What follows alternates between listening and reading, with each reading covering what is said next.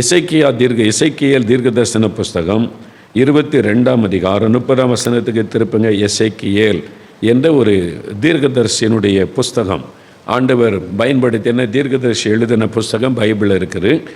அதில் பாருங்கள், இசைக்கியேல் 22ஆம் அதிகாரம் 30வது வசனம் நான் வாசிக்கிறேன், அதை கவனமாக கேளுங்க. ஆண்டவர் சொல்லுகிறார், நான் தேசத்தை அழிக்காதபடிக்கு திறப்பிலே நிற்கவும் சுவரை அடைக்கவும் தக்கதாக ஒரு மனுஷனை தேடினேன், ஒருவனையும் காணேன். ஆகையால் நான் அவர்கள் மேல் என் கோபத்தை ஊற்றி என் மூர்க்கத்தின் அக்னியினால் அவர்களை நிர்மூலமாக்குவேன், அவர்களுடைய வழிகளின் பலனை அவர்கள் தலையின் மேல் சுமர பண்ணுவேன் என்று கர்த்தராகிய ஆண்டவர் உரைக்கிறார். இப்போ ஆண்டவர் சொல்லுகிறார், நான் தேசத்தை அழிக்காதபடிக்கு திறப்பிலே நிற்கவும் சுவரை அடைக்கவும் தக்கதாக ஒரு மனுஷனை தேடினேன். பாருங்கள், தேசம் என்று ஆண்டவர் குறிப்பிடுகிறார்.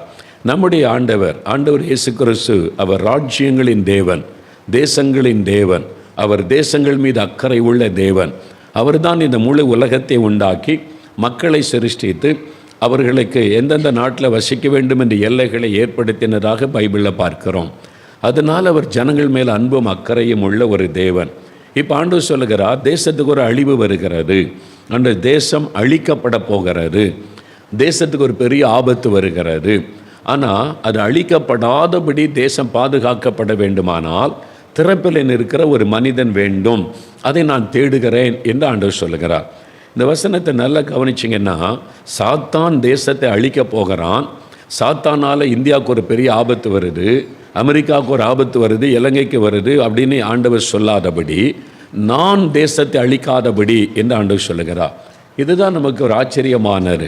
ஆண்டவர் அன்பானவர் தானே, இரக்கமுள்ளவர் தானே, அவர் தானே நம்மளை சிருஷ்டித்தார், அவர் தானே ராஜ்யங்களை உண்டாக்கினார், பிறகு எதற்கு அவர் அழிக்கணும் அப்படின்ற ஒரு கேள்வி உள்ளத்தில் எழும்பும். தேவன் ஒரு பக்கம் அன்பானவர், இன்னொரு பக்கம் நீதி உள்ளவர், ஒரு பக்கம் ரொம்ப மனதுருக்கம் உள்ளவர், இன்னொரு பக்கத்தில் அவர் நீதி செய்கிற நீதி உள்ள நியாயாதிபதி. ரெண்டையுமே வேத புஸ்தகம் சொல்லுகிறாரு. வெறும் அன்பாக மாத்திரமே ஒருவர் இருந்தார், அவர் கடவுளாக இருக்க முடியாது. அந்த அன்பை பயன்படுத்தி எல்லா அக்கிரமமும் தேசத்தில் பெருகிவிடும். வெறும் நியாயந்திருக்கிறவர் அழிக்கிறவராக மட்டும் இருந்தாலும் அவர் கடவுளாக இருக்க முடியாது. ஒரு பக்கம் அவர் அன்புள்ளவர், இன்னொரு பக்கம் நீதி உள்ளவர். அப்போ பாவத்தை பார்க்க மாட்டாத சுத்த கண்ணர். தேவனுடைய உள்ளத்தை பாதிக்கிற ஒரே விஷயம் பாவம்தான். இந்த பாவத்தை தேசத்தில் பாவம் பெருகும்போது தேவன் அந்த தண்டனை கொடுத்து அந்த பாவத்திற்கான காரியத்திற்கான நீதியை செலுத்தி சுத்திகரிப்பது அவருடைய வழக்கம். பயத்தில் நம்ம பார்க்கிறோம். அப்போ ஆண்டவர் சொல்ல, நான் தேசத்தை அழிக்க ஆயத்தமாக இருக்கிறேன், ஏன்னால் தேசம் அழிவுக்கு பாத்திரமாக இருக்கிறது, தேசத்தில் அக்கிரமம் பெருகிவிட்டது, பாவம் பெருகிவிட்டது. ஆனால் நான் அழிக்க விரும்பவில்லை, உன் தேசத்தை நான் அழிக்க விரும்பலை. உன்னுடைய தேசம், நீ வசிக்கிற தேசத்தில் பாவம் அக்கிரமம் அநியாயம் பெருகிவிட்டது, ஆனால் நான் அழிக்க விரும்பலை. அதுக்கு பதிலாக ஒரு ஆழத்திட யாராவது ஒருவர் திறப்பில் நின்று ஜெபித்தால் நான் தேசத்திற்கு இரக்கம் செய்வேன் அப்படின்னு தான் ஆண்டவர் சொல்கிறார். ஜெபிக்காட்டா அதுக்கு தான் ஆண்டவர் சொல்கிறார், நீங்கள் ஜெபிக்காவிட்டால் நான் அவர்கள் மேல் தேசத்தின் மேல் கோபத்தை ஊற்றி என் மூர்க்கத்தின் அக்னியினால் அவர்களை நிர்மூலமாக்குவேன். தேசம் நிர்மூலமாக்கப்படும், தேசத்தில் பாதிப்பு வரும், தேசத்தில் அழிவு வரும் சொல்லிட்டு அவர்களுடைய வழியின் பலனை அவர்கள் தலையின் மேல் சுமர பண்ணுவேன், அவனுடைய பாவத்தினுடைய பலனை அவன் மேலே சுமர பண்ணுவேன். சாதாரணமாக பேசும்போது கிராமத்தில் என்ன பாவம் செஞ்சானோ, அவன் அப்பன் செய்கிற பாவம் யா பிள்ளை அனுபவிக்கிறது சொல்கிறாங்களா இல்லையா? எல்லாருக்குமே தெரியுது பாவத்தினால் பாதிப்பு வரும் என்று எல்லா மதத்தில் உள்ளவர்களுக்கும் தெரிகிறது. அவன் அப்பன் செய்கிற பாவம் பிள்ளை அனுபவிக்குது, இவன் செய்கிற பாவம் முன்னோர் செய்கிற பாவம் இன்றைக்கி அனுபவிக்கிறாங்க. இந்த பாவத்தின் விளைவுகளை எல்லாருமே நம்ம நம்புகிறோம், பாதிப்புகளை நம்ம பார்க்குறோம். ஒரு குடும்பம் பாதிக்கப்படுது, ஊர் பாதிக்கப்படுது, பட்டணம் பாதிக்கப்படுது. இதைத்தான் ஆண்டவர் வேதத்தில் தெளிவாய் முன்கூட்டியே சொல்லி வைத்திருக்கிறார். என்னுடைய நியாய தீர்ப்பு தேசத்தில் வந்து அது அழிவை உண்டாக்க நிர்மூலமாக்கிவிடும் என்பதாய் சொல்லுகிறார். அப்போ ஆண்டவர் இந்த தேசம் அழிக்கப்படாமல் இருக்க என்ன பண்ணணுமா? திறப்பில் நின்று ஜெபிக்கணும் என்று ஆண்டவர் சொல்ல. சாதாரண ஜெபம் போதாது, ஸ்டாண்டிங் இன் த கேப். அதாவது திறப்பில் அப்படின்னா என்னங்க? திறப்பில் நிற்கிறதுனா என்ன? ஒரு வசனத்திலேருந்து சொன்னால் உங்களுக்கு விளங்கும். 106வது சங்கீதம் பைபிளை திருப்புங்க. 106வது சங்கீதத்துக்கு வேதத்தை திருப்புங்க எல்லாரும். 738வது பக்கம் எடுத்துக்கொள்ளுங்க. பழைய ஏற்பாட்டில் அந்த வசனத்தை பாருங்கள். குட்டி பிள்ளைகள் பெரியவங்க எல்லாருமே வசனத்தை திருப்புங்க. அதில் 23வது வசனம் இருக்குதா? 22வது வசனம் பாருங்கள், முந்தின பக்கத்தில். தங்கள் இரட்சகரான தேவனை மறந்தார்கள். இஸ்ரவேல் ஜனம் ஒரு தேசம், ஒரு பெரிய இனம், 30 லட்சம் மக்கள் உள்ள அந்த மக்களை தேவன் வழி நடத்திட்டு வரும்போது தங்கள் இரட்சகராகிய தேவனை மறந்தார்கள். கடவுள் ஆண்டவரை, தங்களுக்கு விடுதலை கொடுத்த, தங்களை நேசித்த ஆண்டவரை மறந்துட்டாங்க. மறந்துட்டு என்ன பண்ணாங்க? அது யாத்திராகமம் 32 அதிகாரத்தில் எழுதியிருக்குது. என்ன பண்ணாங்க தெரியுமா? யாத்திராகமம் 32 அதிகாரம் வாசித்தா, இந்த ஜனங்களை விடுதலையாக்கி நல்ல ஒரு தேசத்தில் செட்டில் பண்ணணும்னு ஆண்டவர் எண்ணம் கொண்டு இருந்தால் விக்கிரகத்தை உண்டாக்கி அதுதான் கடவுள்னு வணங்குறாங்க. தங்களுக்கு தாங்களே தெய்வத்தை உண்டாக்கி கொண்டாங்க. யாத்திராகமம் 32 அதிகாரத்தில் நீங்கள் வாசிக்கும் போது அவங்களே தெய்வத்தை உண்டாக்குனாங்களாம். யாத்திராகமம் 32 அதிகாரம் 1ஆம் வசனத்தில் தெய்வங்களை தங்களுக்கு உண்டாக்கினார்கள். பார்த்தீங்களா? அவங்க கற்பனையாக அவங்களே தெய்வத்தை உண்டாக்குறாங்க, ஒரு சிலையை செஞ்சு வைக்கிறாங்க, இதுதான் கடவுள் அப்படின்னு சொல்லி அதுக்கு பண்டிகை கொண்டாடுறாங்க. குடிச்சு வெறிச்சு மதுபானம் குடிச்சு வேசித்தனம் பண்ணுறாங்க, அசிங்கமாக நடந்து கொள்கிறாங்க. கொண்டாட்டம் பண்டிகைன்ற பேரில் மதுபானம், விபச்சாரம், வேசித்தனம் அதை செய்கிறாங்க. பைபிள் எழுதியிருக்கு, யாத்திராகமம் 32 அதிகாரம். இது எங்கே நடக்கிற மாதிரி இருக்கே அப்படின்னு பார்க்குறீங்களா? நம்ம தேசத்தில் நிறைய இடத்துல அப்படி தான் நடந்து கொண்டு இருக்கிறது. யோசித்து பாருங்கள். அப்போது தங்களுக்கு தாங்களே தெய்வத்தை உண்டாக்கி பண்டிகை கொண்டாடுகிறோம், தெய்வ வணக்கம் செய்கிறேன்னு சொல்லி குடிச்சு வெறிச்சு மதுபானம் அவங்க வேசித்தனம் பண்ணுறாங்க. இந்த பாவம் தேவனை துக்கப்படுத்துகிறது, தேவனுடைய உள்ளத்தை கோபப்படுத்துகிறாரு. ஏன் இந்த மாதிரி அநியாயமாக நடக்கிறாங்க? இந்த மாதிரி கற்பனையாக ஒரு தெய்வத்தை உண்டாக்கி குடிச்சு வெறிச்சு மதுபான வெறியில் அசுத்தமாக நடக்கிறாங்க. அப்பொழுது தேவன் கோபத்தோடு சொல்கிறார், நான் இவளை அழித்து போடுவேன், இவர்களை அழித்து போடுவேன். இவங்களுடைய பாவம் பயங்கரமாக இருக்குது. ஒரு பரிசுத்த சிந்தை இல்லை, கடவுளை குறித்த பயம் இல்லை, கடவுள் பண்டிகைன்ற பேரில் குடிச்சு வெறிச்சு நாசம் பண்ணுறாங்க, இவங்களை நான் அழித்து போடுவேன்னு சொல்லி கர்த்தர் கோபத்தோடு எழும்புகிறார். அப்படி எழும்பும்போது தான் மோசே என்ற தேவ மனிதர், இப்போ அதுதான் இந்த யாத்திராகமம் 32 அதிகாரத்தில் எழுதி இருக்கிறது. நீங்கள் பாருங்கள், சங்கீதம் 106ஆம் சங்கீதம் 23ஆம் வசனம் பாருங்கள். 106ஆம் சங்கீதம் 23ஆம் வசனம். ஆகையால் அவர்களை நாசம் பண்ணுவேன் என்று கர்த்தர் சொன்னார். ஆண்டவர் சொல்கிறார், ஐ am going to destroy these people. இந்த மாதிரி அநியாய அக்கிரமம் பண்ணுறாங்க, கற்பனையாக கண்டதெல்லாம் தெய்வம்ன்றாங்க, குடிக்கிறாங்க, விரிக்கிறாங்க, அசுத்தமாக நடக்கிறாங்க, இவங்களை அழித்து போடுவேன். I am going to destroy them. ஆண்டவர் சொல்கிற வசனத்தில் பாருங்கள், அவர்களை நான் நாசம் பண்ணுவேன் என்று ஆண்டவர் சொல்கிறார்.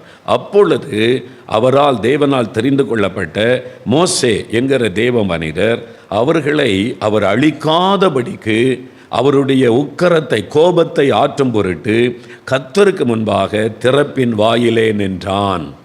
சரிங்களா? இந்த திறப்பின் வாயில்னா என்னது அப்படின்னு கேட்டால், நல்லா பாருங்கள்.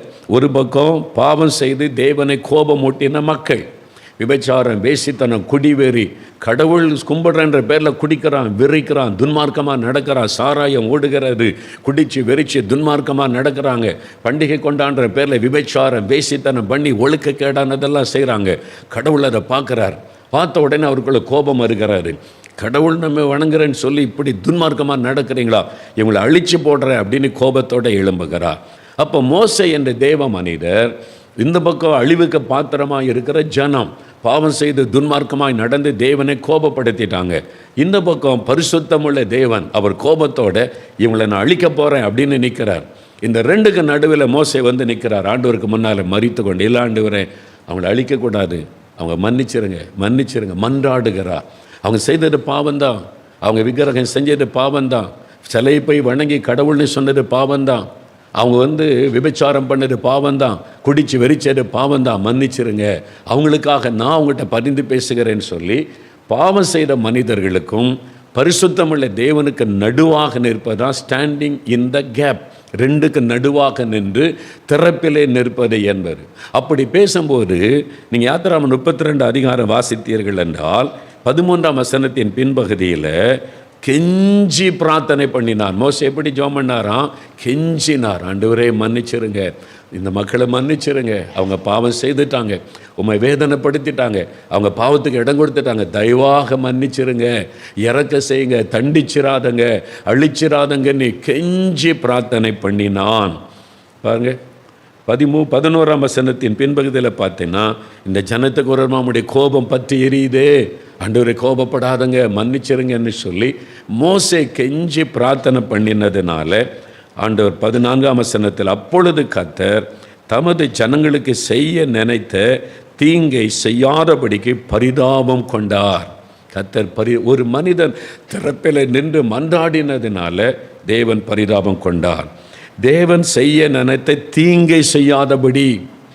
நல்லா அறிந்து கொள்ளுங்க, தேவன் அவளை அழிக்க தீர்மானம் பண்ணிட்டார். தீங்கு, பாவம் பெருகி விட்டது, அநியாய அக்கிரமம் பெருகி விட்டாரு, இஷ்டத்துக்கு ஆட்டம் போடுறாங்க. அதில் வேற என்ன வேற கடவுள் கடவுள்னு வேற சொல்லிக்கொள்கிறாங்க. இஷ்டத்துக்கு குடிச்சு வெறிச்சு துன்மார்க்கமாக நடக்கிறான். எப்படி நான் விட்டு வைப்பார்? அப்போ தேவன் அழிக்க தீர்மானம் பண்ணினதை தேவன் பரிதாபம் கொண்டு, சரி நான் மன்னிக்கிறேன் அப்படின்னு மன்னித்தார். இதற்கு ஒரு மனிதன் தான் காரணம், திறப்பில் நின்ற மோசே. அந்த மோசையை நிமித்தம் அந்த ஜனங்கள் அழிவிலிருந்து தப்புவிக்கப்பட்டாங்க. இன்றைக்கு ஆண்டவர் சொல்கிறாரு, உன்னுடைய தேசம், உன்னுடைய இந்தியா தேசம், உன் இலங்கை தேசம், உன் மலேசியா தேசம், உன் சிங்கப்பூர் தேசம், நீ இருக்கிற தேசத்தை பாரு. உன் தேசத்தில் அநியாயம் அக்கிரமம் பாவம் பெருகிவிட்டது. வெளிப்படையாக நம்ம பார்த்தா ஒன்றும் தெரியாது. பிள்ளைகள் ஸ்கூலுக்கு போகிறாங்க வர்றாங்க, காலேஜுக்கு போகிறாங்க வர்றாங்க, வேலைக்கு போகிறாங்க வர்றாங்க, பஸ்ஸு போகுது, ட்ரெயின் போகுது, மக்கள் ஜாமான் வாங்குற வெளிப்பிரகாரமாக பார்த்தா எல்லாம் கரெக்டாக இருக்கிற மாதிரி தெரியும். ஆனால் உள்ளுக்குள்ளே நீ போய் பார்த்தா பாவங்களும் அசுத்தங்களும் அக்கிரமங்களும் அநீதிகளும் தேசத்தில் பெருகிவிட்டது. இது அழிவுக்கு பாத்திரமாக இருக்க, தேவனை துக்கப்படுத்துகிற கோபப்படுத்துகிற காரியம் தேசத்தில் நடக்குது. அதனால் ஆண்டவர் சொல்கிறாரு, நான் தேசத்தை அழிக்காதபடி. அந்த வசனத்தை கவனிங்க, சாத்தான் அழிக்காதபடி அல்ல. சாத்தானால் அழிக்க முடியாது. சாத்தானால் பெரிய தீங்கெல்லாம் கொண்டு வந்துட முடியாது. சாத்தானால் சுனாமியெல்லாம் கொண்டு வர முடியாது. சாத்தானால் ஒரு பெரிய புயல் காற்று அனுப்பி அழிச்சிடலாம் முடியாது. தேவன் அனுமதிக்கும் போது சாத்தான் அதை பயன்படுத்தி அழிவை அதிகப்படுத்துவான். அதான் அவனால் செய்ய முடியும். அதனால் சாத்தான் என்ன பண்ணுறான், நம்மால் இந்த அழிவை உண்டாக்க முடியாது. ஆனால் கர்த்தருக்கு கோபம் வந்துட்டால் அழிவு வரும். அதுக்கு என்ன பண்ணணும்னா, பாவத்தை பெருக பண்ணினா அவருக்கு கோபம் வரும். மக்களை பாவம் செய்ய வச்சு, குடிக்க வச்சு, விபச்சாரம் செய்ய வச்சு, துன்மார்க்கமாக நடக்க வச்சு, அநியாய அக்கிரமத்தை பெருக பண்ணிட்டா தேவனுக்கு கோபம் வரும். தேவன் நியாயம் தீர்ப்பார். அதனால் அந்த அழிவு வரும்போது சாத்தான் அதை பயன்படுத்தி தன்னுடைய அக்கிரமத்தை எல்லாம் விளங்க பண்ணி விடுவான். இதுதான் உலகத்தில் நடக்கிற தீமைகளுக்கு காரணம். தேவன் அந்த கோபம் வெளிப்படும் போது பிசாசு அதை பயன்படுத்தி மரணத்தை அதிகப்படுத்துவது, ஜனங்களை அழிப்பது, தன்னுடைய திட்டத்தை நிறைவேற்றுவதை எல்லாம் பிசாசு செய்வான். அதுக்கு தான் சாத்தான் மனிதர்களை பாவம் செய்ய வைப்பது. இதெல்லாம் பாவம் இல்லை, அதெல்லாம் பாவம் இல்லை. நீ பக்தியை சாமி கும்பிடு, குடிச்சிக்கிட்டே கும்பிடு, போதையில் கும்பிடு, தப்பே கிடையாது. நீ சாமி கும்பிட்டா போகிறோம், போதையில் குடி, இதெல்லாம் விட்டுருவான். யாராவது பாருங்களேன், நம்ம சர்ச்சுக்குள்ளே குடிக்காரன் வந்து வெளியே கொண்டு உட்கார வச்சுருவான். உள்ள செட்டப் வெளியே உட்காருன்னு. ஆனால் அங்கே குடிச்சிட்டு குறியெல்லாம் சொல்லுவான், குறிச்சிட்டே எல்லாமே சொல்லுவாங்க. குடித்து வெறிச்சு அவங்க சாமி கும்பிட்டாங்க. அதுதான் இயேசு ஆண்டவருக்கு கோபத்தை கொண்டு வந்தார். பிசாசுடைய தந்திரமே பாவத்தை பெருக பண்ணுவார். குடி, நல்ல வெறி, எப்படி நடந்துக்க, இதெல்லாம் இந்த காலத்தில் பாவமே கிடையாது. இதெல்லாம் யார் சொன்னால் பாவம்னு சொல்லி அது மாதிரி இஷ்டப்படி நீ வாழ்ந்துக்க அப்படின்னு நீ பாவத்தை பெருக பண்ணிவிட்டால் தேவனுடைய பாவம் பரிபூரணப்படும் போது தான் தேவனுடைய நியாய தீர்ப்பு வெளிப்படும். ஒரு பாவத்தை பார்த்துட்டு உடனே ஆண்டவர் கோபப்பட்டு அழிக்கலாம் மாட்டார். பாவம் பூரணப்படும் போது, பாவம் நிறைவாகும் போது பைபிளில் நீங்கள் பார்க்க முடியும். எதுக்கு கானான் தேசத்தில் ஆண்டவர் அழிச்சார்? பாவம் நிறைவான உடனே தேவன் இறங்கிட்டார். நினைவேவின் பாவம் பெரிதாக நிறைவாகிவிட்டது, இதுக்கு மேலே தாங்காது, அவ்வளவு அக்கிரமம் பெருகிவிட்ட தேவன் அழிக்கும்படி இறங்கினார்.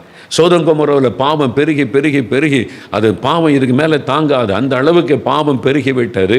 இதுக்கு மேலே விட்டு வைக்கக்கூடாதுன்ற நிலைமையில தான் தேவன் தன்னுடைய தண்டனையை அவர் அனுப்புகிறார், நிர்மூலம் பண்ண அனுப்புகிறார். இதைத்தான் நம்ம பைபிளில் பார்க்கிறோம். அதுதான் ஆண்டவர் சொல்கிறாரு, நான் தேசத்தை அழிக்காதபடி. ஆண்டவர் விரும்பிலாம் அழிப்பது இல்லை. அவர் நீதி உள்ள தேவன், கட்டாயம் அவர் நீதி செய்யணும். அது அவர் அன்புள்ளவராக இருந்தாலும் நீதி செய்யணும். அதனால் ஆண்டவர் அழிவை கட்டளையிடுகிறார். அப்போ தான் மக்களுக்கு ஒரு தெய்வ பயம் வரும், பரிசுத்தமாக வாழுன்ற சிந்தை வரும், இந்த அக்கிரமம் ஒழியணும். மனிதன் என்ன பண்ணாலும் பார்த்துக்கிட்டு சும்மா இருந்தால் அந்த உலகம் பாழாய் போய்விடும். அதனால தான் ஆண்டவர் தேசத்துக்கு அழிவை கட்டளையிடுகிறார், அனுமதிக்கிறார். ஆண்டவர் அதை அனுமதிக்கிறார். அப்போ அந்த மாதிரி ஒரு அழிவு வரும்போது கூட நான் அழிக்காமல் இருக்கேன்னா ஒரு வழி இருக்குது. நீங்கள் திறப்பில் நின்று மன்றாடி ஜெபிச்சிங்கன்னா நான் அதை மாற்ற முடியும்.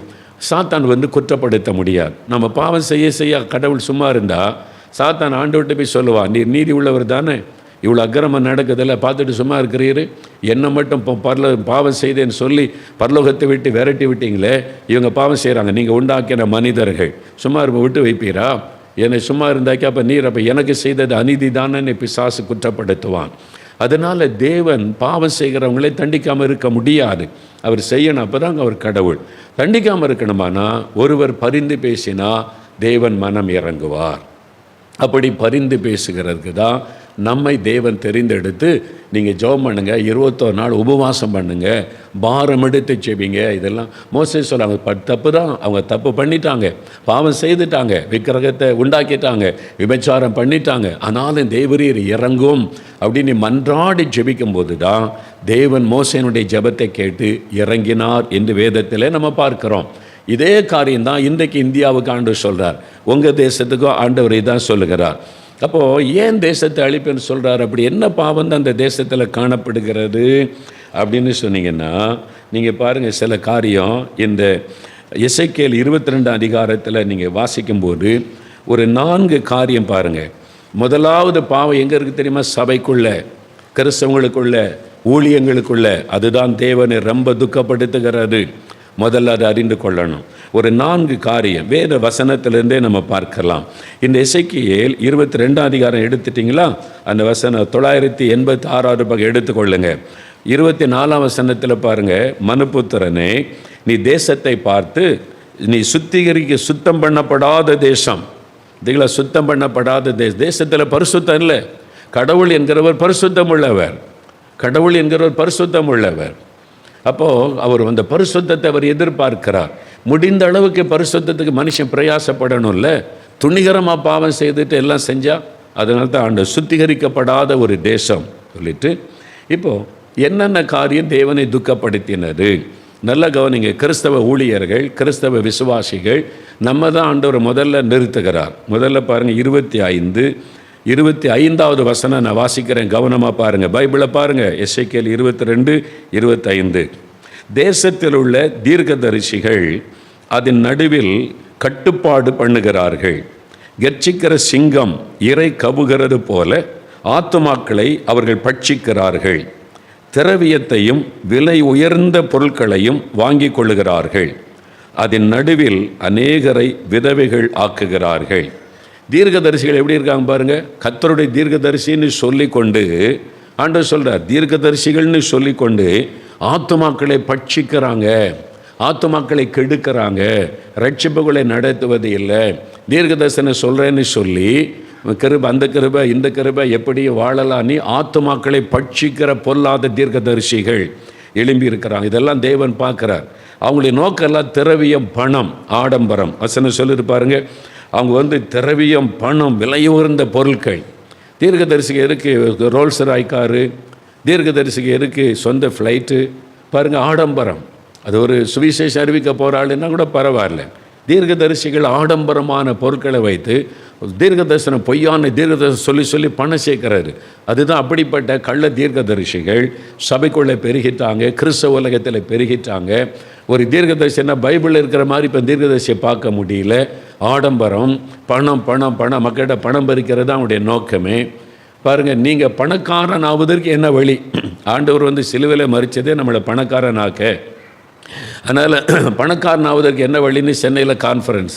அப்போ உங்களுக்கு பணக்காரனாகிற வழியை சொல்லித்தரேன் அப்படின்னு ஒரு தீர்க்கதரிசின்னு சொல்லிட்டு ஒரு ஆள் கான்ஃபரன்ஸ். அதில் நீங்கள் பங்கு பெறணுமானா 500 கொடுத்து டிக்கெட் வாங்கணும். பணக்காரனாவதற்கு வழி சொல்லிக் கொடுக்குற நீ, அப்போ நீ பணக்காரனாவதற்கு கர்த்தர் ஒன்று ஆசீர்வதிக்கணும்ல. அதனால் எல்லாம் இலவசம், எனக்கு ஆண்டவர் ஆசீர்வதிச்சுக்கார, வாங்க நீ கூப்பிட்டா பரவாயில்ல. நீ உள்ளே வரனால 500 கேட்டு 200 கேட்டு பணம் சம்பாதிப்பார். மக்களை ஏமாற்றி தீர்க்கதரிசின்ற பேரில் பணம் சம்பாதிப்பது, திரவியம் சம்பாதிப்பது, ஆடம்பர பொருள் சம்பாதிப்பது. இவங்க தான் தங்களை தீர்க்கதரிசி. எதுக்கு உனக்கு ஆடம்பரமான காரு, எல்லாரும் பயன்படுத்துகிற சாதாரண கார் வச்சுருந்தா பரவாயில்ல, எதுக்கு உனக்கு இந்த ஆடம்பரம்னு ஆண்டவர் சொல்லுகிறார். அப்போது எல்லா மக்களை போல நீ வாழ்ந்தா பரவாயில்லை. நீ மக்களுக்கு தீர்க்கதரிசனம் சொல்கிற, நீ மக்கள் பணத்தை ஏமாற்றி வாங்கி உன்னுடைய வசதியை பெருக்கி கொண்டு இந்த மாதிரி தீர்க்கதரிசிகளை பார்த்து தேவனுடைய உள்ளம் துக்கம் அடைந்திருக்கிறது. அதை தான் பாருங்கள். 28ஆம் வசனம் பாருங்கள். அந்த தேசத்தின் தீர்க்கதரிசிகள் அபத்தமானதை தரிசித்து பொய் சாஸ்திரத்தை அவர்களுக்கு சொல்லி கர்த்தர் உரைக்காதிருந்தும் கர்த்தராகிய ஆண்டவர் உரைத்தார் என்று சொல்லி அவர்களுக்கு சாரமற்ற சாந்தை பூசுகிறார்கள். கர்த்தருடைய தீர்க்கதரிசனம் சொல்லிட்டு என்ன பண்ணுறாங்க பாருங்கள். அதை பாருங்கள், அபத்தமானதை தரிசித்து. இது கர்த்தர் கொடுத்த தரிசனம் கிடையாது. கர்த்தர் இறங்கி வந்தார், பரலோகத்து கூட்டு போய் சிங்காசனத்தில் காமிச்சு இவர் தான் அடுத்த பிரதமராக வருவார், பிரசிடெண்ட்டாக வருவார்னு சொல்லுன்னு சொன்னார். எவ்வளோ துணிகரம் இல்லை? மக்களை ஏமாத்துறதுக்கு துணிகரமாய் போய் சொல்ல ஆரம்பிச்சிட்டாங்க தீர்க்கதரிசிகள் என்று தங்களை சொல்லிக்கொண்டு. இதுதான் ஆண்டவர் சொல்கிறாரு. இதெல்லாம் நாட்டில் நடக்கிற, ஊழியத்துக்குள்ளே நடக்கிற ஊழியக்காரன் தீர்க்கதரிசின்ற பேரில் எதை வேணாலும் பேசி மக்களை ஏமாத்துறானே, இதெல்லாம் பார்த்து தேவன் கோபம் கொண்டு இருக்கிறார். இதை நான் அழிக்கணும். இவங்கெல்லாம் துணிகரமாக மக்களுடைய பணத்தை ஏமாற்றி அபத்தமானதை தரிசித்து பொய் சாஸ்திரத்தை சொல்லி சாரமற்ற சார்ந்து பூசுகிறாங்க. மக்கள் பாவத்தை விட்டு மனம் திரும்ப வைக்கணுன்ற சிந்தையே இந்த தீர்க்கதரிசிகளுக்கு இல்லை. மக்களை ஏமாற்றி பணம் பறிக்கணும், அவ்வளோதான். அதனால் என்ன பாவம் செய்தாலும் சூப்பர் கிருபை, ஹைப்பர் கிருபை அவனை பாதுகாக்கணும் பொய்யானதை சொல்லி சொல்லி பணம் சேகரிப்பதில் கவனம் செலுத்துறதுனால இந்த தீர்க்கதரிசிகள் நிமித்தம் தேவனுக்கு தேசத்தின் மேலே ஒரு கோபம் வந்து இருக்கிறது. நல்லா அறிந்து கொள்ளுங்க. நான் 1 யோவான் 4 அதிகாரம் 1 வசனத்தில் இந்த கள்ள தீர்க்கதரிசிகள் இப்போவே உலகத்தில் இருக்கிறாங்க என்று எச்சரித்து சொல்லி இருக்கிறதை நம்ம பார்க்கிறோம். பாருங்க பிரியமானவர்களே, 1 யோவான் 4:1 உலகத்தில் அநேக கள்ள தீர்க்கதரிசிகள் தோன்றி இருப்பதினால் நீங்கள் எல்லா ஆவிகளையும் நம்பாமல் அந்த ஆவி தேவனால் உண்டானவர்களோ என்று சோதித்தறிங்க. எல்லா ஆவிகளையும் நம்பாதுங்க. தீர்க்கதரிசினி அவன் சொன்ன அவனை நம்பாதுங்க. அவன் என்ன கார் வச்சிருக்கிறான் நீ பாருங்க, ஆடம்பரமாக இருக்கிறானா, சாதாரண மக்களை போல இருக்கிறானா பாருங்க. ஆண்டவர் எச்சரிக்கிறார்ல, இந்த மாதிரி தான் இருப்பான். அந்த மாதிரி தன்னை தீர்க்கதரிசனை சொல்லி பொய்யானதெல்லாம் தீர்க்க தரிசனமாக அறிவிச்சுக்கிட்டே இருப்பாங்க. ஏதோ 1-2 மிஸ்டேக்குன்னா பரவாயில்ல, எல்லாமே பொய்யா இருந்தால், எல்லாமே ஏமாத்துற தீர்க்க தரிசனமாக இருந்தால், ஏதோ 10 சொன்ன ஒன்று மிஸ்டேக் ஆகிட்டுன்னு கூட பரவாயில்ல. சொல்கிறதெல்லாம் அபத்தமான தீர்க்க தரிசனங்கள். இந்த மாதிரி கள்ள தீர்க்க தரிசனம் தேசத்தில் பெருகினதுனால தேவன் சொல்லுகிறார், நான் அழிக்க போகிறேன். என் பேர் நாமத்தை சொல்லிக்கொண்டு ஏமாத்துறாங்க. 2வது அடுத்தது பாருங்கள், இன்னொரு வசனம் பாருங்கள், 26வது வசனம், எசேக்கியேல் 22 அதிகாரம் 26வது வசனம் பாருங்கள். ஆசாரியர்கள், இப்போ ஆண்டவர் இந்த ஊழியர்களுக்கு வருகிறார். ஆசாரியர்கள்னா அந்த காலத்தில் எருசலேம் தேவாலயம் மட்டும் இருந்தது, அதில் ஆசாரியராக பணி செய்தாங்க. இப்போ அப்படி இல்லை. சுவிசேஷகர்கள், மிஷனரிகள், அப்புறம் போதகர்கள், அப்போஸ்தலர்கள் என்று பல ஊழியர்கள், தீர்க்கதரிசிகள் மாதிரி இன்னும் 4 ஊழியங்கள் இருக்கிறது. தேவ ஊழியர்கள் எந்த பேரில் செய்தாலும், சுவிசேஷனாக இருந்தாலும் சரி, போதகராக இருந்தாலும் சரி, சபை நடத்துகிற மேய்ப்பனாக இருந்தாலும் சரி, சுவிசேஷகன் என்று சொல்லிக்கொண்டாலும் சரி, எங்களை மாதிரி சுவிசேஷ ஸ்தாபனங்களை ஏற்படுத்தி நடத்தி கொண்டிருந்தாலும் சரி, மிஷனரி ஸ்தாபனங்களே நடத்தினாலும் சரி, ஆண்டவர் சொல்கிறாரு, இந்த ஆசாரியர்கள், ஊழியக்காரர்கள் என் வேதத்துக்கு அநியாயம் செய்து, ஆண்டவர் சொல்ல வேதத்துக்கு அநியாயம் பண்ணுறான். பைபிளை கையில் வைத்துக்கொண்டு வசனத்தை புரட்டி பேசுகிறான், வசனத்தை வளைத்து பேசுகிறான். மக்களை ஏமாற்றுவதற்கு ஊழியக்காரன் என்ற பெயரில் என் வேதத்துக்கு அநியாயம் செய்து என் பரிசுத்த வஸ்துக்களை பரிசுத்த குலைச்சலாக்குகிறார்கள். பரிசுத்தம் உள்ளதற்கும் பரிசுத்தம் இல்லாததற்கும் வித்தியாசம் பண்ணாமலும், அசுத்தம் உள்ளதற்கும் அசுத்தம் இல்லாததற்கும் உண்டான வேற்றுமையை காண்பியாமலும் இருந்து என் ஓய்வு நாட்களுக்கு தங்கள் கண்களை மூடிக்கொள்கிறார்கள். அவர்கள் நடுவிலே நான் கனஈனம் பண்ணப்படுகிறேன் என்று சொல்றார். என்னை கனவீனம் பண்ணுறாங்க, ஊழியக்காரன்னு சொல்லிக்கொண்டு என்னை அவமானப்படுத்துகிறாங்க, என்னை கேவலப்படுத்துகிறாங்க என்று ஆண்டவர் சொல்லுகிறார். அப்போ ஊழியக்காரங்க மத்தியில் என்ன நடக்குது பாருங்க, அதெல்லாம் தேவனை துக்கப்படுத்துவது. இதே காரியம்தான் பழைய புதிய ஏற்பாட்டு காலத்தில் 2 பேதுரு 2 அதிகாரம் பாருங்கள். 2 பேதுரு 2 அதிகாரம் எடுங்க. 2 பேதுரு 2 அதிகாரம் எடுத்துட்டிங்களா? அந்த வசனத்தில் முதல் 3 வசனம் பாருங்கள். வசனத்தை நல்லா கவனிங்க. இன்றைக்கு இந்தியாவில் இதெல்லாம் நடக்கிறது. இதனால தான் தேவன் கோபமடைந்து நான் வந்து நியாயத்தீர்ப்பு அனுப்ப போகிறேன் என்று சொல்லுகிறார். 2 அதிகாரம் 2 பேதுரு 2 அதிகாரம் 323 பக்கம் எடுத்துருங்க. முதல் 3 வசனம் பாருங்க. கள்ள தீர்க்கதரிசிகளும் ஜனங்களுக்குள்ளே இருந்தார்கள். பார்த்தீங்களா, அன்னைக்கே இருந்தாங்க. இன்றைக்கி நிறைய கள்ள தீர்க்கதரிசிகள் எழும்பிட்டான். எல்லாம் உட்காந்து வாட்ஸ்அப்பில் என்ன வேணாலும் பேசல, யாரும் ஒன்றும் கேட்க மாட்டாங்க. யூடியூப்பில் பேசிக்கிட்டே இருக்கிறாரு. நல்ல ஊழியர் இருக்குது, நல்லா அறிந்து கொள்ளுங்க. கள்ள தீர்க்கதரிசிகள்னால் நல்ல தீர்க்கதரிசிகளும் இருக்காங்க, கள்ள போதகர்கள்னால் நல்ல போதகர்களும் இருக்காங்க. ரெண்டுக்கும் நம்ம வித்தியாசத்தை கண்டுபிடித்து கொள்ளணும். நல்ல தீர்க்கதரிசி யார், நல்ல போதகர் யார், நல்ல ஊழியர் யார், நல்ல மிஷனரி ஸ்தாபனம்னா எது, நல்ல ஊழியக்காரங்க யாருன்னு நம்ம கண்டுபிடித்து கொள்ளணும். ஏன்னா கள்ளர்கள் உள்ளே வந்துட்டாங்க, கள்ள போதகர்கள், கள்ள தீர்க்கதரிசிகள் வந்துட்டாங்க, கள்ள போதனை செய்கிறவங்க. இதெல்லாம் தேவனை துக்கப்படுத்துது. ஆண்டவர் பார்க்குறாரு, என் பேரை சொல்லி அநியாயம் பண்ணுறாங்க. அப்படியே உங்களுக்குள்ளே கள்ள போதகர்கள் இருப்பார்கள். அவர்கள் எப்படிப்பட்டவங்களாக இருப்பாங்களாம்? அவர்கள் கேட்டுக்கு ஏதுவான வேத புரட்டுகளை தந்திரமாய் நுழைய பண்ணி, பைபிள் வசனத்தை எப்படி புரட்டுவாங்கன்னா தந்திரமாய், வசனத்துக்கு தவறான விளக்கம் கொடுத்து, வசனத்துக்கு தப்பான விளக்கம் கொடுத்த தந்திரமாய் சொல்கிறேன் பாருங்க. சாவே கிடையாது, மரணமும் ஜீவனும் ஒரு நாவில் இருக்குது. நான் சாக மாட்டேன் சாக மாட்டேன் சாக மாட்டேன்னு சொன்னால் உனக்கு சாவே கிடையாது. நீ நினைச்சாதான் சாக முடியும். அப்படி ஒரு போதனை சொல்கிறான், பைபிளை கையில் வச்சுட்டு உனக்கு சாவே கிடையாதுன்றான். இதுதான் பிசாசு ஏவாளுக்கு கொடுத்த போதனை. நீ சாக மாட்டேன், இந்த பழத்தை சாப்பிட்ட சாக மாட்டேன், பிசாசனுடைய உபதேசம் அது. இது மாதிரிலாம் இன்றைக்கி வசனத்தை புரட்டி மக்களை ஏமாற்றுவதற்கு பாருங்கள், வேத புரட்டுகளை தந்திரமாய் நுழைய பண்ணி ஒரு பைபிள் வசனத்தை வச்சுட்டு பேசுகிறாரு. முழுமையாக ஒரு சத்தியத்துக்கு விளக்கம் கொடுத்தா முழுமையாக பைபிள் என்ன பேசுகிறோ அதை பேசணும். அது இல்லாதபடி இந்த அபத்தமான காரியத்தை சொல்லி அந்த புரட்டி பரிசுத்தன்னா என்னதுன்னா அதுக்கு வேறு மாதிரி விளக்க சொல்லி, கிருபைன்னா என்னென்னா வேறு மாதிரி விளக்க சொல்லி மக்களுக்கு பிரியப்படுற மாதிரி இப்போ பிரசங்கம் பண்ணுவார். அதான் சொல்ல பாருங்கள், வேத பொருட்களை தந்திரமாய் நுழைய பண்ணி தங்களை கிரயத்திற்கு கொண்ட ஆண்டவரை மறுதலித்து, இயேசுவை மறுதலிக்கிற உபதேசம் இப்போவே வந்துட்டு தெரியுமா அவளுக்கு? ஆவில நிரம்பி அந்நிய பாஷை பேசுகிற பாஸ்டர் பேசுகிறாரு, இயேசு கிறிஸ்து கடவுளே கிடையாது, யெகோவா ஒன்று தான் கடவுள், அதனால் இயேசுவை கடவுளால் வணங்க தேவையில்லை. சொல்கிறது யார்? அந்நிய பாஷை பேசுன பாஸ்டர். இப்போ எந்த அளவுக்கு சபை போய் கொண்டு இருக்கிறது பாருங்கள். இயேசுவை மாம்சத்தில் வந்து இயேசுவை மறுதலிக்கிறவன் தான் அந்தி கிறிஸ்துவின் ஆவி உள்ளவன். ஒரு அபிஷேகம் பெற்று அந்நிய பாஷை பேசுகிற பாஸ்டர் அந்தி கிறிஸ்துவின் ஆவி உடையவராக மாறிட்டார். பேசுகிறாங்க, இப்போ நீங்கள் யூடியூப்பில் பாருங்கள், பேசுகிறாங்க, துணிகரமாக பேசுகிறாங்க. அப்போ இதெல்லாம் ஆண்டவர் சொன்னது பாருங்கள், வசனத்தில் சொன்னது இப்போ நிறைவேறுது. நாம் கவனமாக இருக்கணும். பாருங்கள், தங்களை கிரயத்துக்கு கொண்ட ஆண்டவரை மறுதலித்து தங்களுக்கு தீவிரமான அழிவை வருவித்துக் கொள்கிறான். அதனால தான் அழிவு வருது. இந்த மாதிரி வசனத்தை புரட்டி இயேசுடைய தெய்வத்துவத்தை மறுதலிக்கிற பொல்லாத ஊழியர்கள் எழும்பி, பைபிளை வச்சுக்கிட்டு இயேசு ஆண்டவர் இல்லைன்னு போதிக்கிற கள்ளர்கள் எழும்பிட்டாங்க. இந்த செய்தி நிறைய பேர் அதை கவனிக்க ஆரம்பிச்சுட்டாங்க. சரியாக தானே இருக்குன்னு. இதனால ஒரு அழிவை அவங்க தேடிக்கொள்கிறாங்க. இதெல்லாம் அழிவை கொண்டு வரும். அவர்களுடைய கெட்ட நடக்கைகளை அநேகர் பின்பற்றுவார்கள். பாருங்க, அவங்க கெட்ட நடக்க சரி கிடையாது, அவனுடைய நடக்க சரி கிடையாது, அது அநேகர் பின்பற்றுவார்கள். அவர்கள் நிமித்தம் சத்திய மார்க்கம் தூஷிக்கப்படும். சத்திய மார்க்கமாகிய கிறிஸ்தவ மார்க்கம் அவங்க நிமித்தம் தூஷிக்கப்படும். பொருளாசை உடையவர்களாய் தந்திரமான வார்த்தைகளால் உங்களை தங்களுக்கு ஆதாயமாக வசப்படுத்திக் கொள்ளுவார்கள். பார்த்தீங்களா, அவங்க இருக்க பொருளாசை, பணம் சம்பாதிக்கணும், மக்களை ஏமாற்றி இப்படிலாம் பேசினா தான் மக்கள் மயங்கி காணிக்க கொடுப்பாங்க. அவங்களுக்கு சாதகமாக பேசினேன், நீ பணக்காரன் ஆயிரலாம், அவனுக்கு சாவு கிடையாது அப்படின்னு சொல்லி நீயே கடவுள். இப்போ அப்படி ஒரு போதனை கொண்டு வந்துட்டாங்க, நீயே கடவுள் அப்படின்னு ஒரு போதனை கொடுத்துட்டாங்க. அது பைபிளை கையில் வச்சுட்டே போதிக்கிறாங்க. இதெல்லாம் பெருகி கொண்டு இருக்கிறாரு. இதனால் தேசத்தின் மேலே ஒரு அழிவு. இதைத்தான் ஆண்டவர் சொல்கிறார். பாருங்கள், தங்களுக்கு ஆதாயம் உண்டாக அவர்களுடைய அழிவு உறங்காது. ஆண்டவர் சொல்கிறார், பூர்வ காலம் முதல் அவர்களுக்கு விதிக்கப்பட்ட ஆக்கினை அயர்ந்திராது, ஆக்கினை வரும். அது ஆண்டவர் சொல்ல, அழிவு உறங்காது, அழிவு வரும் என் ஆண்டவர் எச்சரிப்பாக சொல்லுகிறார். அதனால் என்ன வேணாலும் பேசலாம், எப்படி வேணாலும் பேசலாம், ஆண்டவர் சும்மா இருப்பார்னு நினைக்காருங்க. இதெல்லாம் தான் அழிவை கொண்டு வருவதற்கு முக்கியமான ஒரு காரணமாக இருக்கிறது, கள்ள உபதேசம். இதெல்லாம் எந்த அளவுக்கு நம்ம ஊழியர்கள் போயிட்டாங்க தெரியுமா? உங்களுக்கு எத்தனை பேருக்கு தெரியும்னே தெரியல.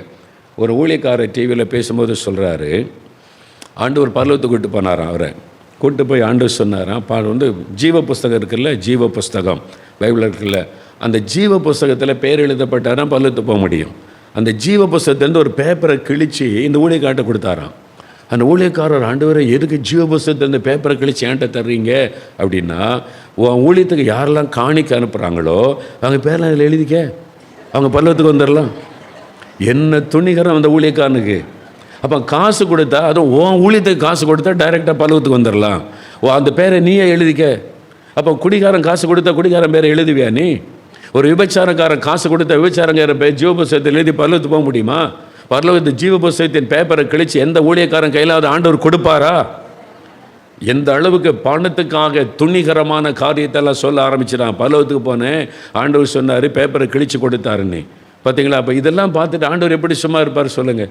எவ்வளோ துணிகரமாக பணத்துக்காக இந்த ஊழியக்காரன் பொய் சொல்லி மக்களை ஏமாத்துறான் அப்படின்னு சொல்லி. இதை விட அடுத்த ஊழியக்காரர் உடனே பார்த்தாரு. அவர் சொல்கிற டிவியில் என்னென்னா, பரலோகத்துக்கு ஆண்டவர் கூட்டு போனார், காட்சியை காமிச்சார். என்னென்னா, இயேசு உட்காந்து ஒரு கல்லில் செதுக்கிக்கிட்டு இருந்தாராம். இதெல்லாம் என்னெல்லாம் பண்ணுறாங்க பாருங்கள் நம்ம நாட்டில். கல்லை இயேசு கிறிஸ்து ஊழியை வச்சு செதுக்கிட்டு நான் இருப்பி மெதுவாக கேட்டார், ஆண்டவர் என்னத்தை செதுக்குறீங்க அப்படின்னா, பரலோகத்தில் பாறையில் செதுக்கிறாராம். என்ன செதுக்கிறாரான்னு கேட்டால், அது உன் ஊழியத்துக்கு யாரெல்லாம் காணிக்க கொடுக்குறாங்களோ அவங்க பேரெல்லாம் பரலோகத்தில் செதுக்கிட்டு இருக்கேன். எவ்வளோ பணத்துக்காக காணிக்கை கொடுக்குற பேர்லாம் பரலோகத்துக்கு எழுதப்படும் போகணும்னு சொன்னால் எவ்வளோ ஒரு மாய்மாலம் சும்மா இருப்பாரா? நான் உன்னை பலத்தும் கூட்டு போகல, உனக்கு தரிசனமும் கொடுக்கல, மக்கள்கிட்ட பணத்தை ஏமாற்றி வாங்குறதுக்கு உனக்கு காணிக்கை கொடுத்தா பரலோகத்தில் செதுக்கி வைக்கிறார் இயேசு கிறிஸ்துன்னு. எப்படியெல்லாம் மக்களை ஏமாத்துற. இப்போ இதெல்லாம் பார்த்து தான் ஆண்டவர் சொல்கிறாரு, நான் அழிக்க போகிறேன், இந்த தேசத்தின் மீது ஒரு அழிவை உண்டாக்க போகிறேன். என்னை குறித்த பயமும் இல்லை. தீர்க்கதரிசி இப்படி நடக்கிறான், ஊழியக்காரன் இப்படி நடக்கிறான், ஆசாரியன் இப்படி நடக்கிறான். ஊழியத்துக்கு தசமபாகம் அவசியம். தசமபாகத்துக்காகவே ஊழியம் நடத்த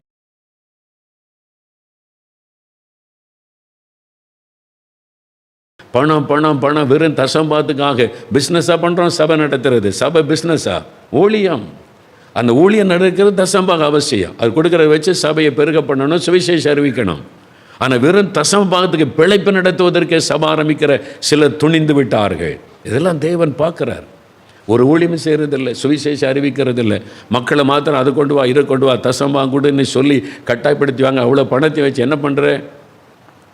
அந்த பணத்தை சுவிசேஷம் அறிவிக்கிறோமா? அந்த பணத்தை சுவிசேஷத்துக்காக செலவு பண்ணுறோமா? சுயநலமாய் பயன்படுத்துவது. தேவன் இதெல்லாம் பார்த்து துக்கம் அடைந்து தான் அழிவை உண்டாக்க போகிறேன், தேசத்தின் ஒரு அழிவு வரப்போகிறாரு. சரி, அடுத்து என்ன நடக்குது பாருங்கள். 3வது 27வது வசனம் பாருங்கள். எசேக்கியேல் 22:27வது வசனம் நான் வாசிக்கிறேன் பாருங்கள். தேசத்தின் நடுவில் இருக்கிற அதன் பிரபுக்கள், ஆளுகிறவங்க, அரசியல்வாதிகள், பிரபுக்கள் இறை கவ்வுகிற ஓநாய்களைப் போல் இருக்கிறார்கள். அநியாயமாய் பொருள் சம்பாதிக்கிறதற்கு இரத்தம் சிந்துகிறார்கள், ஆத்துமாக்களை கொள்ளையிடுகிறார்கள். இது யாருன்னா 2 பேர். ஒன்று அரசியல்வாதிகள், இன்னொன்று அரசாங்க அதிகாரிகள். இந்த 2 நீங்கள் பாருங்கள். இன்றைக்கி இந்த பிரபுக்கள் என்று சொல்லுவது அதிகாரத்தில் இருக்கிறவங்க. அந்த காலத்தில் அவங்க தான் அதிகாரத்தில். இன்றைக்கி அரசியல்வாதிகள் மினிஸ்டராக இருக்கிறாங்க, எம்பி எம்எல்ஏவாக இருக்கிறாங்க. அடுத்தது அரசாங்க அதிகாரிகள். எல்லாத்துலேயுமே நீங்கள் பார்த்தீங்கன்னா ஊழியர்களாக இருந்தாலும், அதிகாரிகளாக இருந்தாலும், அரசியல்வாதியாக இருந்தாலும், அதில் நல்லவங்களும் இருக்கிறாங்க, நேர்மையாக செயல்படுறவங்க, துன்மார்க்கர் அநியாயம் பண்ணுறவங்களும் இருக்காங்க. ரெண்டையுமே நம்ம பிரித்து பார்க்கணும். அதிகாரிகள் எடுத்துக்கொண்டா இப்போ பாருங்கள், ஒரு காலத்தில் ஒரு அதிகாரிகள் 100 பேர் இருந்தால் 10 பேர் லஞ்சம் வாங்குவான், 90 பேர் நேர்மையாக நடப்பாங்க. அதிகாரிகள் மனசாட்சிக்கு பயந்து, கடவுள் பயந்து நேர்மையாக நடக்கணும். ஒரு 10 பேர் லஞ்சம் வாங்குவான். இப்போது 10 பேர் நேர்மையாக நடக்கிறான், 90 பேர் லஞ்சம் வாங்க ஆரம்பிச்சிட்டாங்க. இப்போ 99 ஒரு ஆள் தான், 100க்கு ஒரு ஆள் தான் உண்மையாக இருக்கிறாங்க. அரசியல்வாதிகளில் ஒரு காலத்தில் 90 பேர் நல்லா இருந்தாங்க, 10 பேர் அநியாயம் பண்ணுவாங்க, லஞ்சம் வாங்க, ஊழல் பண்ணுவாங்க. இப்போது 1-2 பேர் தான் நல்லா இருக்காங்க. ஒரு 10% வைத்துக்கொள்ளுங்க, 90% நாட்டை சுரண்ட அரசியல்வாதிகளாக மாறிட்டாங்க. இதை தாண்ட சொல்கிறார், அவர்கள் இறை கவுகிற ஓநாய்களைப் போல இருக்கிறார்கள். தேசத்தில் இன்றைக்கி பாருங்கள், இறை கவுகிற ஓநாய்களை போல இருக்கிறாங்க. லஞ்சம் லஞ்சம் லஞ்சம், ஊழல். ஒரு காலத்தில் நீங்கள் பார்த்தீங்கன்னா ஒரு தப்பான காரியத்துக்கு போனால் லஞ்சம் வைப்பான, கையெழுத்து போனால் லஞ்சம் கொடு, நீ தப்பு பண்ணுறல, உனக்கு இது வந்து சரி கிடையாது, இது தப்பு, நான் தப்புன்னு எழுதிட்டா உனக்கு பெர்மிஷன் கிடைக்காது, அப்போ கொஞ்சம் பார்த்து செய்யுங்க அப்படின்னா எனக்கு 2000 கொடு 5000 கொடு வாங்கிட்டு கையெழுத்து போடுவாங்க. இப்போது நியாயமானதுக்கும் ஒரு தப்புமே இல்லை, கரெக்டாக இருக்குது, எல்லா ரெக்கார்டும் கரெக்டாக இருக்குது, அதுக்கே லஞ்சம் கொடுத்தா தான் கையெழுத்து போடுவேன். அப்படி மாறிட்டா இல்லையா? அப்படி தான் நம்ம நியாயமானதை பெற்றுக்கொள்ள கூட லஞ்சம். கஷ்டப்பட்டு 30 வருஷம் 40 வருஷம் வேலை செய்கிற கவர்மெண்ட்டில் அதன் பிறகு ரிட்டையர்ட் ஆன பிறகு அவனுக்கு வந்து பென்ஷன் பண்ண வரணும். அது அவனுடைய நியாயமான உழைப்பு, அவனுடைய சேமிப்பு. அப்போ அவனுக்கு வந்து ரிட்டையர்ட் ஆன பிறகு அவனுக்கு வந்து அந்த ரிட்டையர்மெண்ட் பணம் வரணும். அவன் ரிட்டையர்ட் ஆன உடனே அந்த பணத்தை நம்பியிருப்பான், மகளுக்கு கல்யாணம் பண்ணணும், பிள்ளைகளுக்கு திருமணம் பண்ண, ரிட்டையர்மெண்ட் பணம் வரணும், மாதந்தோறும் பென்ஷன் தொகை வச்சு அவனுடைய வாழ்க்கை நடக்கணும். இது கவர்மெண்ட் ரூல், அது இவனுடைய உழைப்பு பணம். இப்போ அது கூட வாங்க முடியல. எத்தனை பேர் நாய்ப்படாத பாடு. அவன் கேட்குற அதிகாரி காசு கொடு, அப்போ தான் அவனுக்கு கையெழுத்து போட்டு உனக்கு வரக்கூடிய பணம் வரும், அப்போ தான் பென்ஷன் வரும். எவ்வளோ வேதனை! இது பெருகி கொண்டே இருக்கிறது இந்தியாவில், நம் தேசத்தில் இந்த அநியாயம் பெருகி கொண்டே இருக்கிறது. தேவன் இதெல்லாம் பார்க்குறார். ஓநாய்களை போல மாறிட்டாங்க அதிகாரிகள், மக்களை பட்சிக்கிறாங்க. ஒரு நீதி இல்லை, ஒரு நேர்மை இல்லை. தேவன் அதெல்லாம் பார்க்குறாரு. எவ்வளோ நாள் ஒரு பொறுமையார், மக்கள் கதறாங்க. நியாயமான ஒரு காரியத்துக்கு கூட காசை பிடுங்குறாங்களே. நான் 40 வருஷம் வேலை செஞ்சதுக்குரிய ரிட்டைர்மெண்ட் பணத்தை தரமாட்டேங்கிறாங்களே. ஆஃபீஸுக்கு அலைஞ்சி அலைஞ்சி அலைஞ்சி எத்தனை வயசானவங்க வெறுத்து போன நிலைமையில். ஒருத்தர் பென்ஷன் பண்ண வராததுனால தமிழ்நாட்டில் இன்றைக்கி நியூஸில் காட்டுறாங்க, பிச்சை எடுக்க ஆரம்பிச்சிட்டார், தெருவா தாடி வளர்த்து. இப்போ நீதிமன்றம் வான் பண்ணியிருக்க, உடனே பென்ஷன் பண்ணதை கொடுன்னு. அது அவருடைய உழைப்பு, அவருடைய காசையே கொடுக்க மறுக்கிறாங்க. லஞ்ச ஊழல்னால தேசம் எவ்வளோ பயங்கரமான நிலைமைக்கு போகிறாரு. ஆண்டவர் அதெல்லாம் பார்க்குறாரு. இவ்வளோ ஜனங்க பாதிக்கப்படுறாங்க. இந்த அரசியல்வாதிகளும் இந்த அதிகாரிகளும் ஓநாய்களைப் போல செயல்படுறாங்க, கொள்ளையடிக்கிறாங்க. தேவன் பார்க்கிறார். அதனால தேவன் என்ன பண்ணுறாரு? அனுப்ப போகிறேன்னு சொல்கிறார். ஓடுனாங்களே இலங்கையில், மினிஸ்டரே தீயை வச்சு எரிச்சு கொண்டாங்க. தெரியுமா அவங்களுக்கு? இலங்கையில் மினிஸ்டர் மக்கள் எவ்வளோ கொதிச்சு போயிருக்கிறாங்க. எரிச்சு சந்தர்ப்பம் கிடைச்சா எரிச்சு கொண்டுருவாங்க. அந்த மாதிரி உள்ளுக்குள்ளே எரிந்து கொண்டு இருக்கிறார். எரிச்சு கொண்டாங்க. ஏர்போர்ட் வரைக்கும் போன ஆளை ஃப்ளைட் ஏற விடலை. எங்கள் நாட்டை சூறையாடிட்டு எங்களை ஏமாற்றிட்டு நாட்டை விட்டு தப்ப பார்க்குறியா நீ? ஃப்ளைட் ஏற விடலை. திருட்டுத்தனமாக ஓடின நாட்டை விட்டு. இதெல்லாம் நடக்கிறப்பார். கர்த்தர் நியாயத்தீர்ப்பை அனுமதித்து விட்டார். அப்போ எவ்வளோ நாள் ஆண்டவர் பார்த்துக்கிட்டு சும்மா இருப்பார்? என்ன வேணாலும் நான் நியாயம் பண்ணு, என்ன வேணாலும் அக்கிரமம் பண்ணுன்னு பார்த்துக்கிட்டு சும்மா இருப்பார் ஆண்டவர்? இதான் இன்றைக்கி நடக்கிற காரியம். சரி, கடைசியாக ஒரு காரியம் பாருங்கள். ஜனங்க எப்படி இருக்காங்க?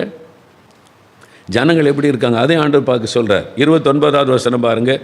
தேசத்தின் ஜனங்கள் இடுக்கண் செய்து கொள்ளையடித்து சிறுமையும் எடுக்கிறாங்க. யோசித்து பாருங்கள். ஜாதி பெருமையில் அடுத்தவனை நசுக்குவார்.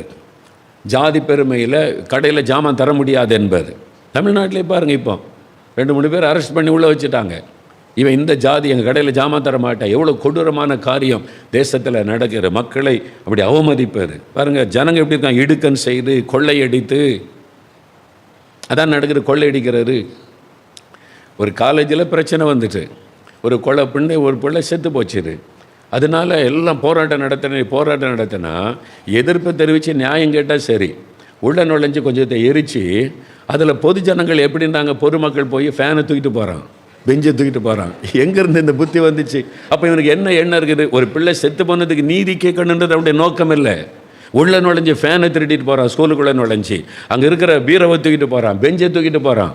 எப்படி மக்களுடைய மனசு மாறிட்டு பாருங்கள். ஆனால் பேசுனதை நான் நீதிக்காக போராடணும், ஒரு பெண்ணினுடைய மரணத்துக்காக போராடணும். அப்போ ஏன் திருடுனேன்? நீ திருடன் தானே. பொதுமக்கள் எப்படி மாறிட்டாங்க? ஆண்டவர் சொல்கிறாரு பாருங்க. இவங்க இடுக்கண் செய்து கொள்ளையடித்து, பொதுமக்கள் அப்படி தான் இருக்கிறாங்க, கொள்ளையடித்து. குஜராத்தில் பூமி எதிர்ச்சி உண்டாச்சு கிடக்குது, மக்கள் எல்லாம் பாதிக்கப்பட்டிருக்காங்க. சில குற்றுயிர் கொலையுறாக கிடக்கிறாங்க. இதை கேள்விப்பட்டு பாருங்கள். பாம்பேலேருந்து ஒரு டீம் வேகமாக போய் மக்களுடைய உடம்பில் இருக்கிற தங்கத்தெல்லாம் திருடுறது. குற்றுயிராக கிடக்கிறாங்க. அவங்கள காப்பாற்றுறதுக்கு பதிலாக தங்கத்தை திருடுறது, செயின் அறுக்கிறது. மக்கள் எப்படி இருக்கிறாங்க பாருங்கள். இதை தான் ஆண்டு சொல்ல, உன் ஜனம் இப்படி தான் இருக்காங்க. மக்கள் நம்ம நல்லவங்களாக இருக்காங்களா? அவங்க இப்படி தான் இருக்காங்க. ஒரு ஆக்சிடெண்ட் நடந்தால் யார் கையிலேருந்து வாட்சை பிடுங்கலாம், நகையை பிடுங்கலான்னு இறுதி உள்ள மக்கள் தானே இருக்காங்க. அதான் சொன்னாங்க, இப்படி தான் அரசியல்வாதிகள் இருக்காங்க. அரசியல்வாதிகள் எப்படி இருக்காங்க, நாடே மோசமாக போகுதுன்னா ஒருத்தர் சொன்னார், மக்கள் எப்படி இருக்காங்களோ அப்படி தானே ஆடுறவன்னு இருப்பான். மக்கள் புத்தி இப்படி தானே இருக்குது. அப்போ மக்கள் மனம் திரும்பினா தானே நல்ல லீடர் ஆண்டவர் தருவார். அப்போ அதை தான் ஆண்டவர் சொல்கிறார். தேசத்தின் ஜனங்கள் இடுக்கண் செய்து கொள்ளையடித்து சிறுமையும் எளிமையானவனை ஒடுக்கி அந்நியன். இந்தியா தேசம் இப்படி தானே இருக்குது சொல்லுங்கள். இல்லை வசனத்தில் உள்ள மாதிரி கிடையாது. தீர்க்கதரிசிலாம் ரொம்ப உண்மையாக இருக்காங்க அது சொல்ல முடியுமா? ஊழியக்காரெல்லாம் ரொம்ப பரிசுத்தம், உண்மை, பணத்தில் ஆசை கிடையாது சொல்ல முடியுமா? மக்கள் எல்லாம் ரொம்ப பெர்ஃபெக்டாக இருக்கிறாங்க, அதிகாரிகள் யாரும் லஞ்சம் வாங்குறதில்லை அப்படின்னு சொல்ல முடியுமா? எல்லா அநியாயம் அக்கிரமம் எல்லா ஏரியாவிலும் பெருகிவிட்டது, சபைக்குள்ளே பெருகிவிட்டது. சபைக்குள்ள செக்ரட்டரி, ட்ரெஷரர் கொஞ்சம் பேர் நல்லா இருக்கிறாங்க, ஒரு 25% உண்மையாக இருக்கிறாங்க. கர்த்தருடைய கர்த்தருடைய பண்ணி 75% கொள்ளைக்காரன் தானே இருக்கிறான். ஸ்கூல் பணத்தை கொள்ளையடிக்கிறான், காலேஜ் பணத்தை கொள்ளையடிக்கிறான், ஜனங்க கொடுக்குற காணிக்கை கொள்ளையடிக்கிறான். சர்ச்சுக்குள்ளேயே கள்ளர்கள் பெருகிட்டாங்களே, யோசித்து பாருங்க. பதவி சண்டை, இதெல்லாம் தான் இந்த ஜபத்தை ஆண்டவர் கொண்டு கொடுத்திருக்கிறார். ஆண்டவர் சொல்றார், நீங்கள் திறப்பில் நின்று மன்றாடுங்க. இப்படி தான் உன் தேசம் இருக்குது, இப்படி தான் ஊழியர்கள் இருக்காங்க, இப்படி தான் தீர்க்கதரிசி இருக்காங்க, இப்படி தான் அதிகாரிகள் இருக்கிறாங்க. அதனால் இந்த தேசம் கோபாக்கினைக்கு பாத்திரமாக இருக்குது. ஆனால் நான் அழிக்க விரும்பலை, இந்த ஜனங்களை அநியாயமாக நான் அழிக்க நான் விரும்பலை. ஆனால் நீ திறப்பில் நின்று நீங்கள் ஜெபிச்சா நான் இறக்க செய்வேன் அப்படின்னு ஆண்டவர் சொல்கிறார். அதுக்கு தான் சொல்கிறேன், நான் தேசத்தை அழிக்காதபடி திறப்பில் இருக்கேன். நீங்கள் ஜெபிச்சா நான் அழிக்க மாட்டேன், இறக்க செய்வேன். மோசே திறப்பில் நின்றதுனால தேவன் மனம் மாறினார், கெஞ்சி பிரார்த்தனை பண்ணினதுனால. அப்போ நம்ம ஆண்டவரிடத்தில் பரிந்து பேசி ஜெபம் பண்ணினால் தேவன் இறக்க செய்வார், தீமையை நன்மையாய் மாற்றுவார். நம்ம என்ன ஜெபிக்கிற, அழிவு வரக்கூடாது, எழுப்புதல் வரணும். அதுக்கு தான் நம்ம இப்படி திறப்பில் நின்று ஜெபிக்கிறோம். இந்த அழிவை நீங்கள் இன்னொரு அழிவு வேண்டாம் ஆண்டவரே, இன்னொரு பாதிப்பு வேண்டாம், நீங்கள் எழுப்புதல் அனுப்பணும், ஆவியை அனுப்புங்க, தேசத்தை மறுரூபப்படுத்துங்க. அதுக்கு தான் நம்ம திறப்பிலை நின்று மன்னிங்க, இறக்க செய்யுங்க அப்படின்னு ஜெபிக்கிறோம்.